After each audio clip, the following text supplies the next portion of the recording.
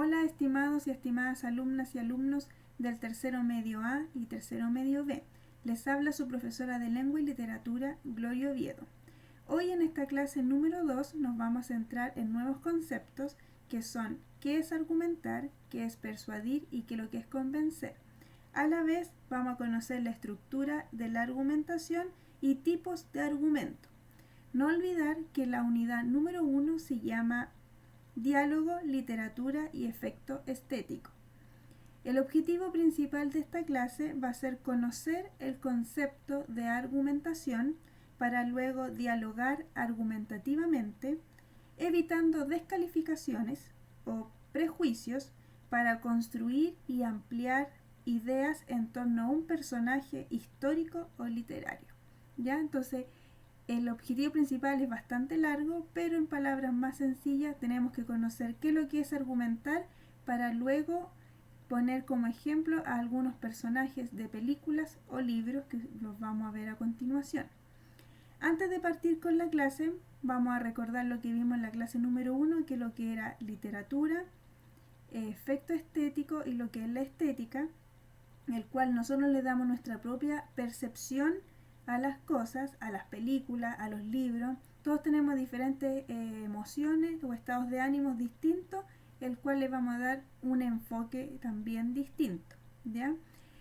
En la clase número 1 les pedí una actividad que tenían que leer el cuento La continuidad de los parques de Julio Cortázar.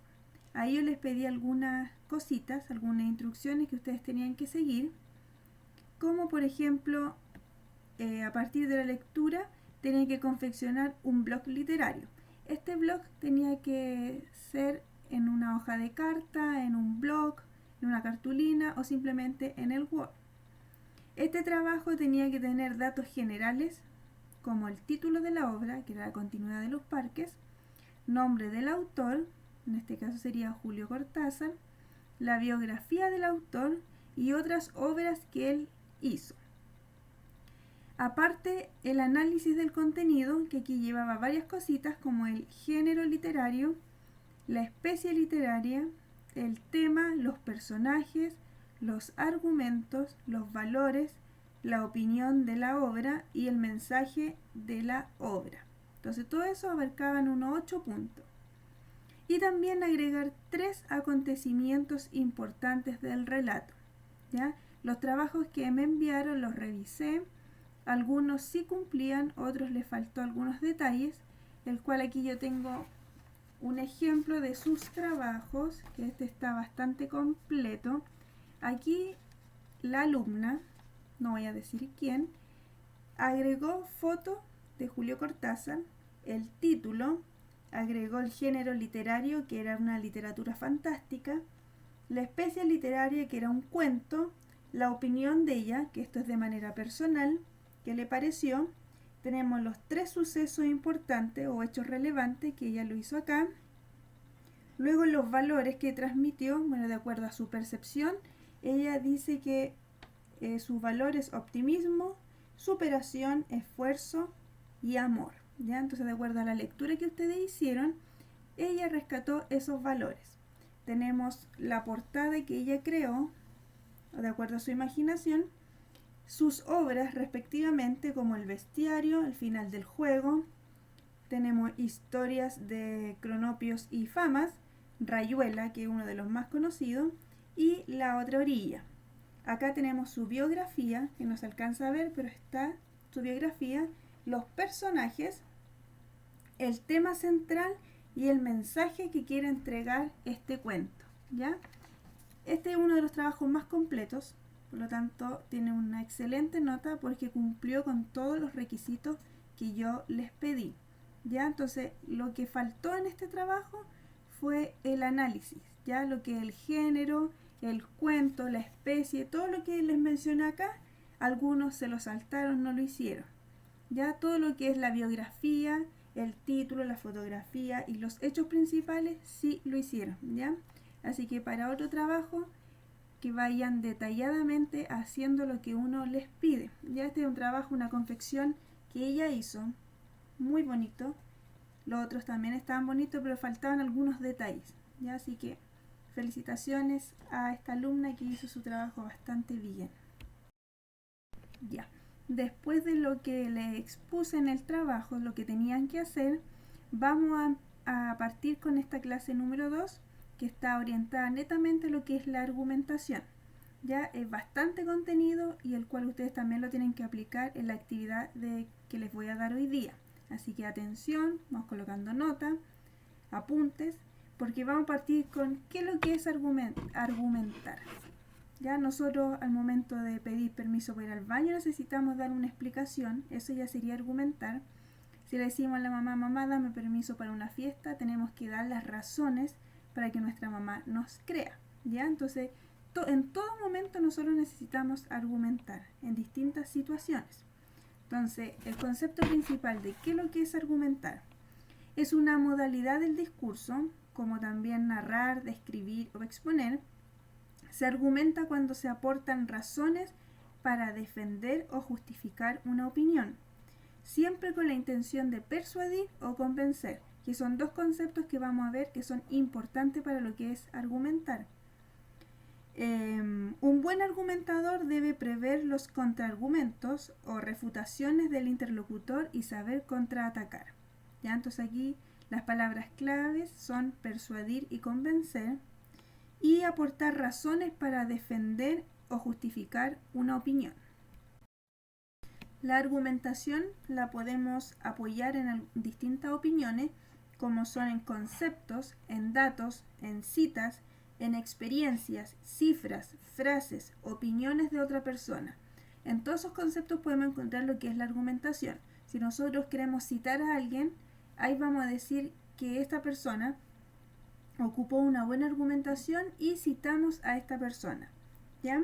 Algunos ejemplos de texto argumentativo son artículos de opinión, ensayos, textos científicos, discursos, editoriales, escritos filosóficos o también encontramos en la publicidad.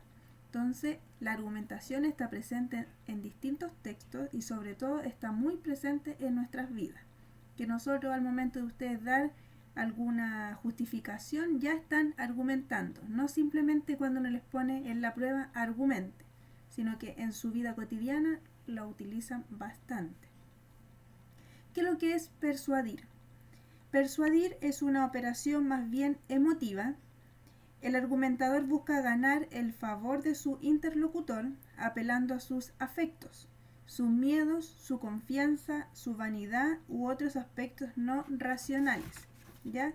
Quiere tratar un poco de buscar al interlocutor algunos afectos o algunos miedos. Entonces, todo a través de la palabra se puede lograr. Antes que probar la verdad de una idea, se busca movilizar las creencias. Ejemplos de argumentación afectivos persuasivas son la publicidad y algunas discusiones informales. ¿Ya? Entonces, cuando nosotros discutimos con un hermano, algún compañero, ahí estamos tratando de persuadir un poco su pensamiento. Convencer es una operación lógico-racional. Se busca que el otro, mediante el intelecto, admita que cierta postura es verdadera. Aquí las ideas se organizan claramente en torno a una tesis y una serie de bases que lo sostienen. ¿Ya? Entonces queremos tratar de convencer a la otra persona que nos dé permiso, por ejemplo, o de que algo es mejor que otro.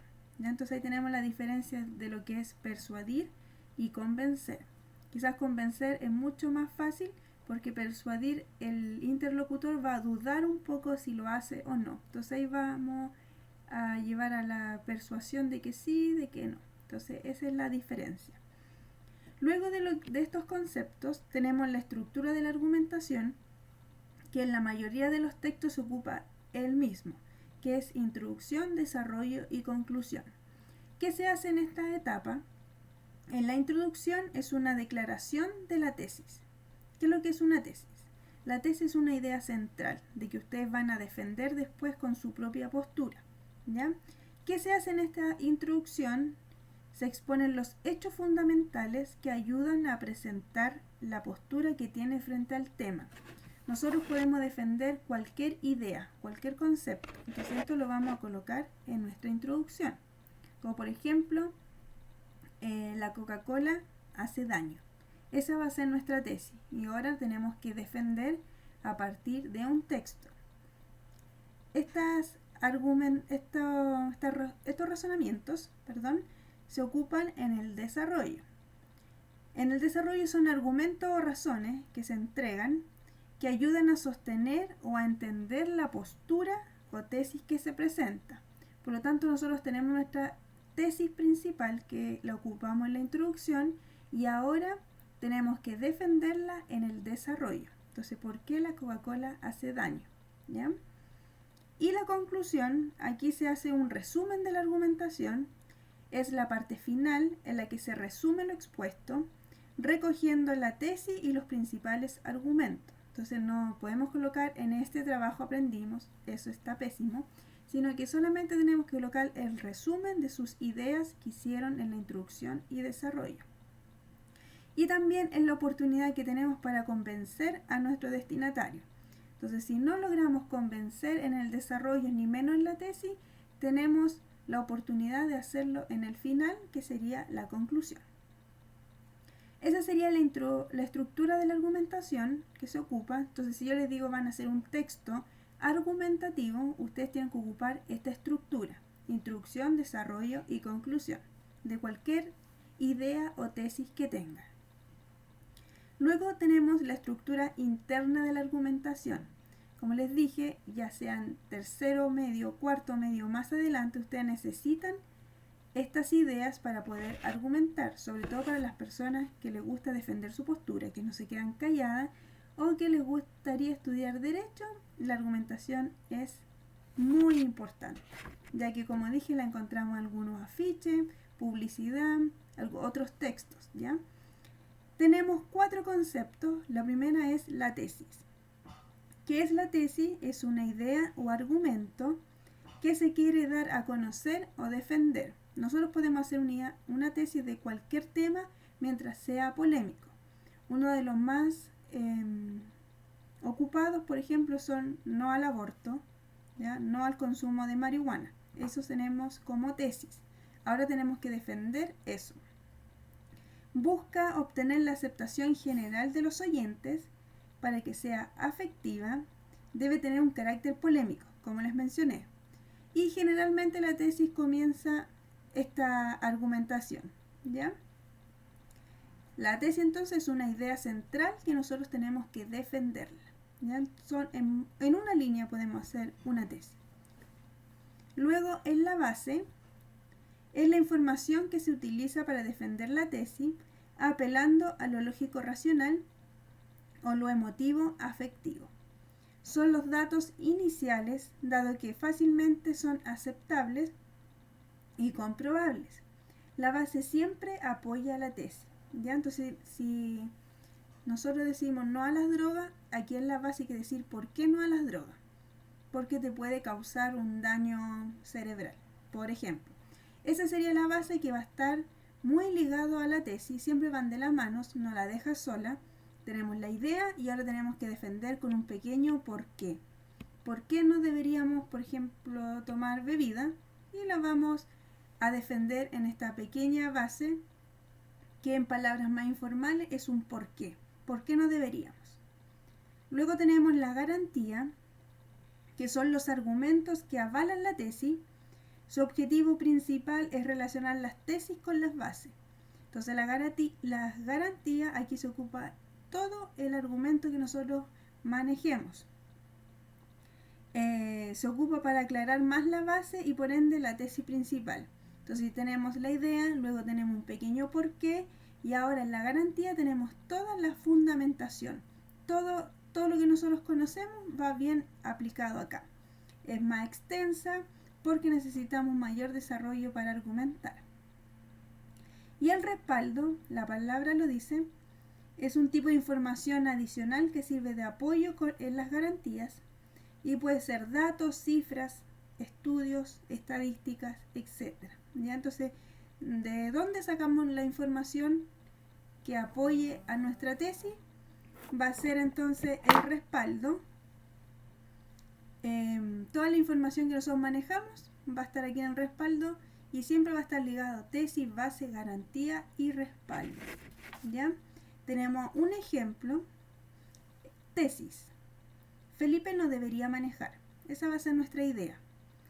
Base, que sería el por qué, porque está borracho. Así de simple, cortito. La garantía, borracho no se puede manejar bien. Y el respaldo, informes médicos acreditan que con el consumo de alcohol se deterioran los reflejos y esto resulta peligroso al manejar. ¿Ya? Entonces tenemos la idea de que Felipe no debería manejar, está borracho, borracho no se puede manejar bien y luego el respaldo son los informes médicos. Luego tenemos otro ejemplo, es bueno que se prohíba fumar. Esa va a ser mi tesis. La base, el tabaco es dañino para la salud. Garantía, a menor consumo de tabaco, menores índices de cáncer. ¿Quién respalda todo esto? Los informes médicos señalan el alto índice de cáncer en consumidores y el bajo índice de cáncer en no fumadores. Entonces aquí tenemos la idea central, que se prohíba fumar, luego tenemos el por qué, luego tenemos la garantía, ¿qué tiene que ver esto? Y cómo lo corroboro con un respaldo. ¿Ya? Entonces esos son ejemplos sencillos, cotidianos, sobre el no manejar, por ejemplo, borracho o la prohibición del tabaco. Luego de esta estructura interna de tesis, base, garantía y respaldo, que ustedes siempre se tienen que ir apoyando una con una, la tesis, la idea central, la base va a apoyar la tesis, garantía apoya la base y respaldo apoya la garantía. Siempre va a ser como un pequeño círculo ahí que sí se tienen que apoyar. Luego de eso vamos a ver lo que es la discusión crítica y aquí nos vamos a centrar un poquito porque en esto se va a basar la actividad más otros conceptos que vamos a ver a continuación. ¿Qué es una discusión crítica? Se destina a resolver diferencias de opiniones y desarrolla por medio de 4 etapas. Entonces aquí tenemos discusión, la palabra lo dice, se discute de manera crítica para resolver algunas diferencias. Tenemos 4 etapas, donde la primera es la etapa de la confrontación. ¿Qué se hace en esta etapa? Las partes establecen que hay una diferencia de opinión. Por ejemplo, uno puede decir, a mí me gusta la Coca-Cola, y otro puede decir, me gusta la Fanta. Entonces eso ya tenemos una etapa de confrontación. Es una diferencia de opinión simple y esto significa que el punto de vista de una parte es inmediatamente aceptado por la otra, sino que ésta presenta dudas o críticas. ¿Ya? Entonces, como les dije, el ejemplo de la Coca-Cola y la Fanta, aquí tenemos una confrontación de que uno no está de acuerdo con una, por ejemplo, por su sabor, la otra es más dulce, la otra puede ser más tóxica, así que ahí tenemos algunas dudas y críticas de estos conceptos. Luego tenemos la etapa de apertura. En ella se toma la decisión de intentar resolver una disputa por medio de una discusión argumentativa. Se toman más decisiones sobre el material y se fijan puntos iniciales procedimentales. ¿Ya? Entonces, como hubo una etapa de confrontación, ahora tenemos una etapa de discusión, donde aquí tenemos que argumentar el por qué. Sería una pequeña base, de acuerdo a lo que es la estructura interna. Tercera etapa, etapa de la argumentación. Aquí el protagonista defiende su punto de vista en contra de las persistentes críticas del antagonista, mediante la presentación de argumentos para refutar las objeciones del antagonista o para remover las dudas de este último.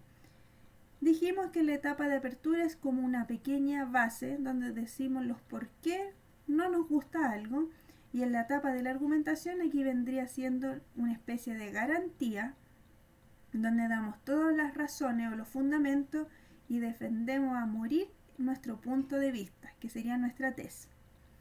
Y el último sería la etapa de conclusión o la resolución. Se establece que la disputa ha sido resuelta sobre las bases del punto de vista o de las dudas sobre el mismo. Entonces aquí el protagonista, el que partió la discusión, va a dar todo su argumento y llegamos a la conclusión de que convenció a la otra persona, o simplemente sí existe una pequeña persuasión de que quizás la otra persona va a cambiar su punto de vista de acuerdo a las razones que le dio este protagonista que inició su discusión. Ya, entonces uno no discute por discutir, sino que tiene que tener fundamentos. Estos fundamentos se dividen en estas etapas, que es la etapa de la confrontación, cuando no nos gusta algo y queremos defenderlo; la etapa de apertura, damos el pequeño porqué; y la etapa de la argumentación, que serían todos los argumentos, para luego terminar en una conclusión o simplemente en una resolución de que sí se logró el objetivo de un cambio, o simplemente llegamos a una pequeña persuasión de que lo va a pensar más adelante que podría ser. ¿Ya? Entonces sería la discusión crítica. También en lo que es la argumentación tenemos los tipos de argumentos. Entonces nosotros no podemos decir: mamá, dame permiso porque quiero salir. ¿Y por qué? Porque sí. Eso estaría mal, ¿ya? Existen tipos de argumentos que se llaman lógico-racionales y emotivo-afectivo. Entonces, de acuerdo a como yo se los voy a mencionando, ustedes van a decir: yo ocupo esta argumentación para distintos ámbitos. Partimos con los lógicos racionales. El primero es la analogía. ¿Qué es la analogía?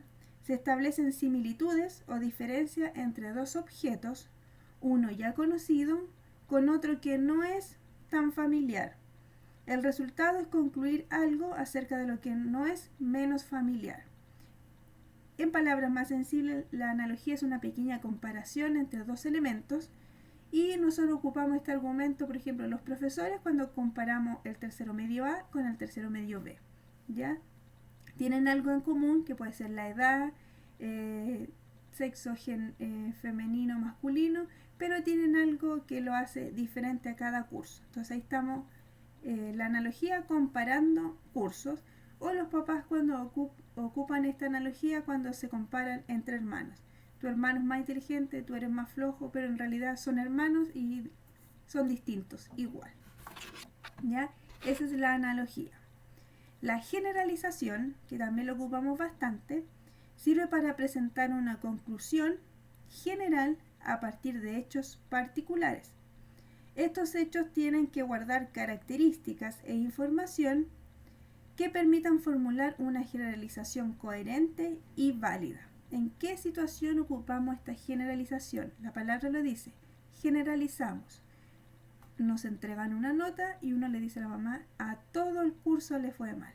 ¿Ya? Ahí estamos generalizando, ya que siempre hay azules, también siempre hay rojo, pero no a todo el curso le fue mal. ¿Ya? Entonces eso es para dar un pequeño argumento de que no él solamente no estudió, sino que todo el curso le fue mal. Ya estamos generalizando.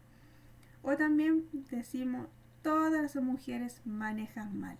Ese es generalizar, ya que algunas podemos cometer algunos errores, pero no podemos encasillarla que todas las mujeres son así. O también un ejemplo: todas las rubias son tontas. Ya, eso es mentira. Solamente estamos generalizando. Todos los hombres son iguales. Generalizando, no todos son iguales. ¿Ya? Entonces son ejemplos comunes que nosotros ocupamos y que damos como argumento, que quizás no es muy válido porque todo el mundo lo dice en este sentido, como la generalización. Tenemos la siguiente, que es por signos. Se utilizan señales para establecer la existencia de un fenómeno. Si nosotros vamos por la calle y vemos una persona que anda mal vestida o de mal aspecto, decimos: puede ser un borracho, un delincuente. No solo por su ropa podemos sacar esa conclusión. ¿Ya? Entonces, por ejemplo, yo crucé la calle porque vi a ese señor vestido con harapos. Eso está mal, porque lo podemos descalificar sin saber más allá de cómo es la persona. Entonces eso es por signo. Si vemos una persona en un bar tomando una cerveza, le decimos: a esa persona es borracha.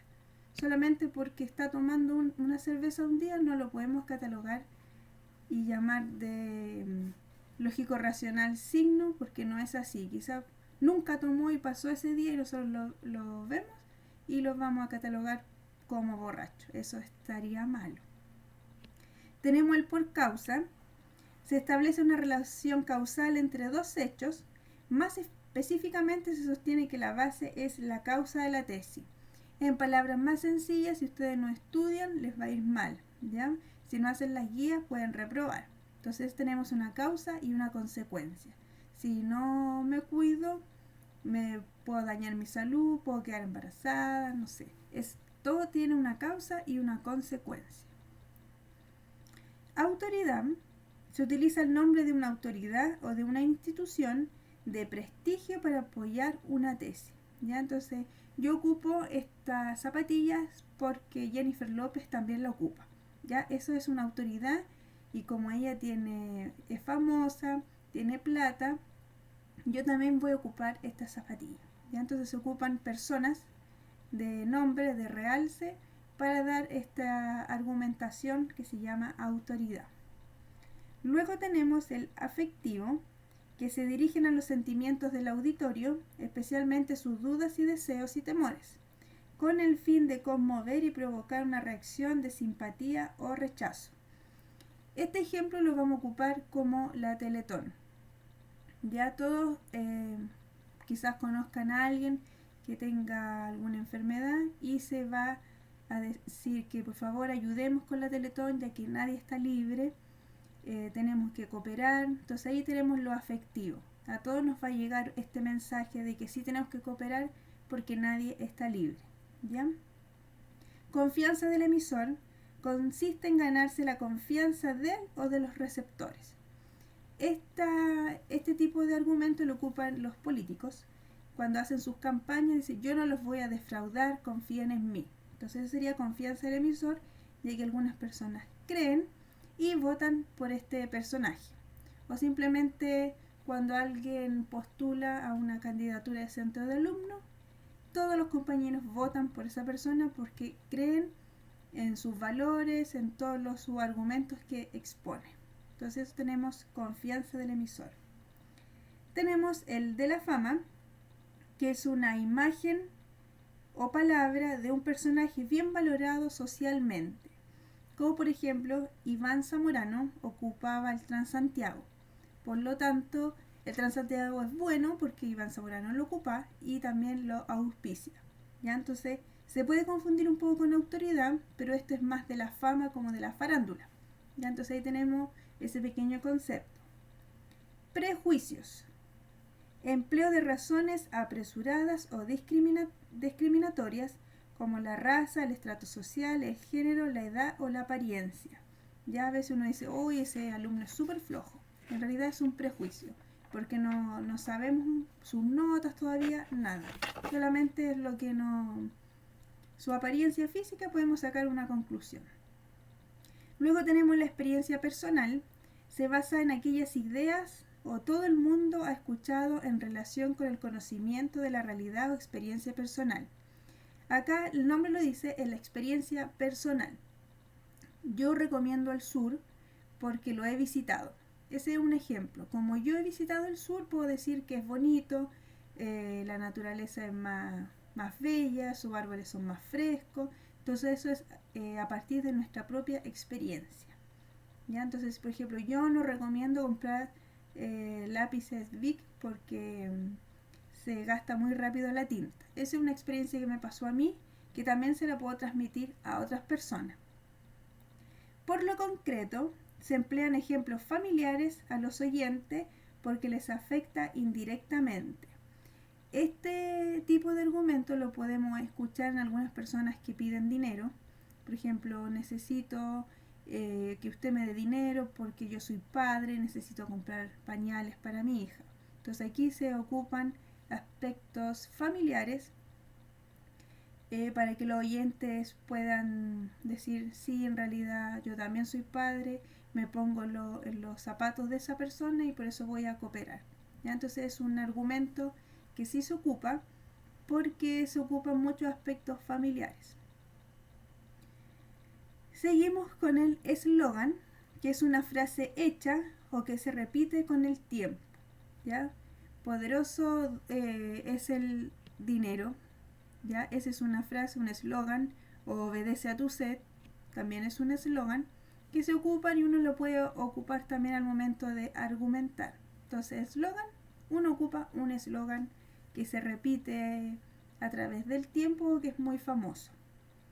La tradición, se ocupan refranes conservados por la tradición, ¿ya? Entonces todos los refranes que ustedes conozcan también lo pueden ocupar como un medio de tipo de argumento. De acuerdo a lo que ustedes están expresando, ustedes van a ocupar este tipo de tradición que sería un refrán, ¿ya? Entonces ahí tendríamos todos los tipos de argumentos más comunes que nosotros ocupamos. Entonces, si se han dado cuenta, nosotros ocupamos más de uno en nuestra vida cotidiana, en nuestra vida familiar, o al conversar con alguien, cuando uno va por la calle. En todo eso hay tipos de argumentos, ¿ya? Por lo tanto, a partir de la estructura interna, de la discusión crítica, de los tipos de argumentos, vamos a hacer una actividad que consiste en lo siguiente. Van a seleccionar 3 personajes, ya sean de películas, de libros, de series, de novelas, personajes de ficción, cómics, lo que ustedes quieran. 3, hombre o mujer, ustedes eligen. Van a caracterizarlo en pequeñas palabras para conocer de quién se está hablando, ¿ya? Entonces, 3 personajes los eligen, los caracterizan y luego ahora van a emitir juicios contra estos personajes. No pueden descalificarlos, ¿ya? Solo tienen que seleccionar un episodio de su vida, de alguna película o un libro, y dar buenos argumentos para que así, a partir de su argumentación, podamos nosotros, los receptores, tener una idea de ese personaje. Entonces, de acuerdo a su argumentación, que ustedes me van a explicar a partir de este personaje, nosotros vamos a decir realmente cómo es, de que ustedes me van a nombrar quizá a alguien que yo no conozca, y a partir de su argumentación yo voy a crear mi propia visión, mi propia percepción, ¿ya? Por tal razón van a ocupar la estructura de la argumentación, que son la introducción, desarrollo y conclusión, ¿ya? Entonces me van a crear una especie de texto argumentativo ocupando introducción, desarrollo y conclusión en base a estos 3 personajes. Lo pueden hacer los 3 juntos o por separado. Tienen que ocupar una buena redacción, coherencia y por supuesto uso de conectores. Van a ocupar 2 tipos de argumentos, ya sean lógicos racionales o emotivo afectivos, de toda la lista que yo les nombré. Ustedes van a elegir 2. Van a colocar un título a su redacción, que sería su juicio, ¿ya? Les voy a dar un ejemplo para que tengan idea más o menos de cómo tienen que hacerlo, ¿ya? O simplemente, si no entienden, me escriben a mi correo que yo les voy a aclarar las dudas. Ya, el personaje que yo elegí es un personaje literario que es Robin Hood, ¿ya? ¿Quién es Robin Hood? Como caracterización, es un arquetipo de héroe y forajido medieval. Es un hombre llamado Robin Longstreet o Robin de Locksley, quien sería de gran corazón y viviría fuera de la ley, escondido en los bosques y cerca de la ciudad de Nottingham, defensor de los pobres y oprimidos. Según la leyenda, luchaba contra el sheriff de Nottingham y el príncipe Juan sin tierra, que utilizaban la fuerza pública para acaparar ilegítimamente las riquezas de los nobles que se les oponían, es decir, el Estado. En la Inglaterra medieval, todo individuo que se oponía a los edictos reales era considerado forajido, ¿ya? Entonces ya tenemos este personaje que es Robin Hood y le estoy dando una pequeña caracterización de quién era él. No emití ningún juicio, solamente quién era. Y ahora mi juicio, como título tengo Robin Hood, héroe o villano. Ese es mi título. Para muchas personas este personaje llamado Robin Hood puede ser la salvación de muchos, conocido por tener un gran corazón, humilde, solitario y defensor de los pobres. Pero para otros, un perfecto desconocido que solo quería aprovecharse de los demás. Creo que ninguna persona tiene el derecho de robarle a otros para ayudar a alguien más necesitado. A todas las personas les cuesta tener las cosas, para que llegue otro y te las quite. Como dicen, es mejor diablo conocido que diablo por conocer. Ahí ya tengo un argumento que es un refrán. Este famoso personaje ya es conocido por el pueblo, sus andanzas, su actitud, su comportamiento. Por tal razón, ¿a qué podemos llegar? Quizá este personaje tiene el corazón tan grande que le duele que otros no tengan, y lo hace sin que nadie se lo pida. Y para evitar problemas después se esconde. Juzga tú si es un forajido, como le llaman, o un héroe, como lo consideran otros. ¿Será bueno o malo? Ese es mi juicio, ¿ya? Yo dije ya quién era el personaje, lo caractericé y ahora emití un juicio. Entonces yo no dije si era bueno o malo, solamente lo dejé hacia ustedes, que ustedes opinen, ¿ya? Entonces quizás no todos lo conozcan, pero yo a través de mi juicio ustedes pueden sacar alguna conclusión. Ese es el trabajo que tienen que hacer. Ya en poquitas palabras me tienen que decir quién es, caracterización y emitir su juicio. Lo pueden hacer en su cuaderno o en Word y me lo mandan a mi correo, que ustedes ya lo conocen, geoviedo@ginflorida.cl o gloria.ovie@alay.cl. ¿Ya? No olviden colocar su nombre, su curso y su asignatura, ¿ya? Porque recibo muchos correos.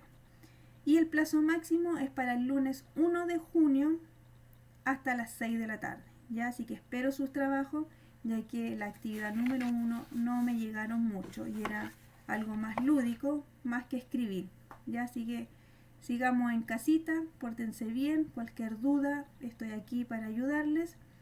Y no olviden de escribirme y mandar sus hermosos trabajos que lo hacen siempre, ¿ya? Así que nos quedamos con lo que es la argumentación, que nos sirve en todo momento. E incluso si no quieren hacer este trabajo, me tienen que saber explicar por qué no lo quieren hacer. Y ahí me están dando una argumentación, ¿ya? Nos vemos en la próxima clase. Saludos, estimados alumnos. Besos, los quiero.